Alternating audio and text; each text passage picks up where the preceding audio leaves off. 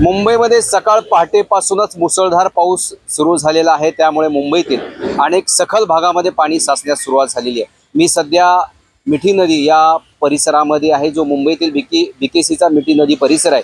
त्या ठिकाणी देखील मुंबईतील मिठी नदीच्या नदीपात्रामध्ये पाण्याचा वेग वाढलेला आहे। सध्या ही दृश्य आहेत मिठी नदी या मिठी नदीमधील जो मिठी नदीचा जो परिसर आहे बीकेसी मधील, या ठिकाणी नदी पात्राच्या पाण्याचा वेग वाढलेला आहे।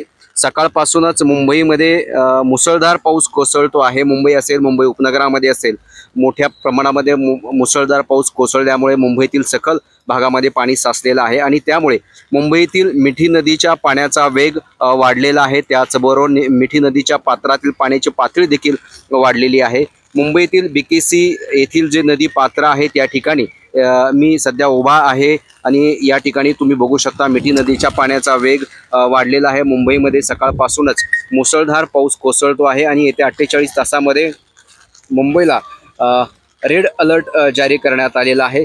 सध्या आम्ही मुंबईतील बीकेसी या परिसरामध्ये आहे। या ठिकाणी तुम्ही बघू शकताय की मुंबईतील जो बीकेसी चा मिठी नदीचं जे पात्र आहे त्या ठिकाणी मिठी नदीच्या पाण्याची पातळी ही वाढल्याचं दृश्य समोर आलंय। मी गुणवंत दांगड, DRV न्यूज, मुंबई।